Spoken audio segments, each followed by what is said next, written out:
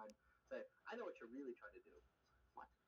Yeah, we know what What am you're I really really trying trying to to do? I do. have no idea what I'm really trying to do. I wrote down what I thought I was trying to do.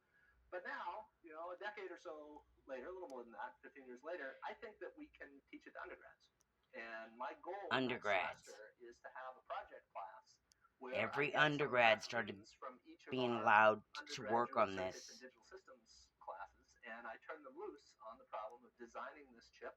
We'll have some grad student supervision, hopefully get Mike's power supply in there and a couple of others, but basically design that completely integrated single chip mode in an undergraduate project, and see how far we get. I don't know, and I'm naively optimistic that we'll actually tape out at the end of the semester and have So something there was that a some of bunch them of will be able to test 19, in the 20, following semester. But that's 20-year-olds where I running want to from go. And me this guy on the for sure universities. is going to end up running OpenWSN because that's how you get reliable low power communication through wireless sensors.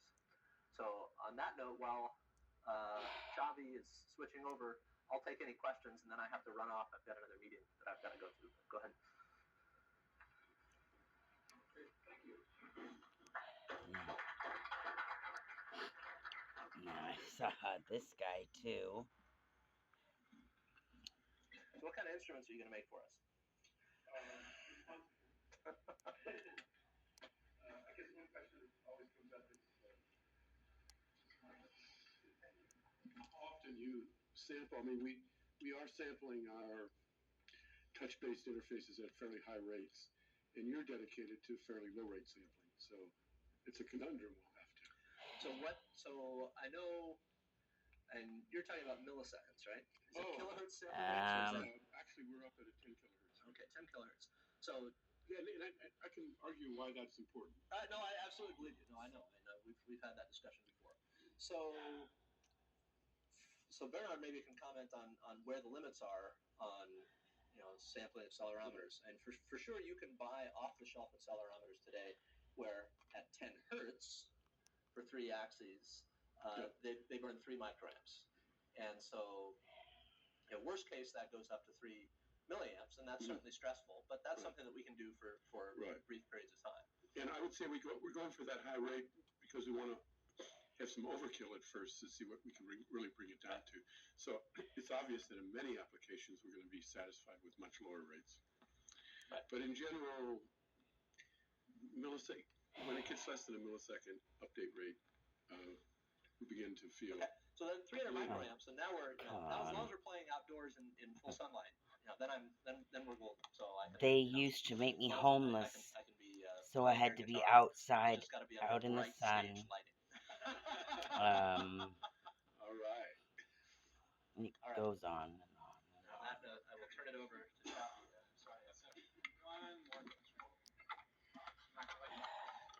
Okay, you were talking like it takes only a microcoulomb or less to do or to send a packet.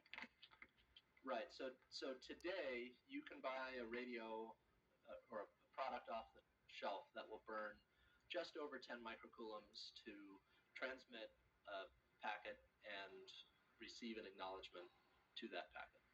What kind of a distance it can cover?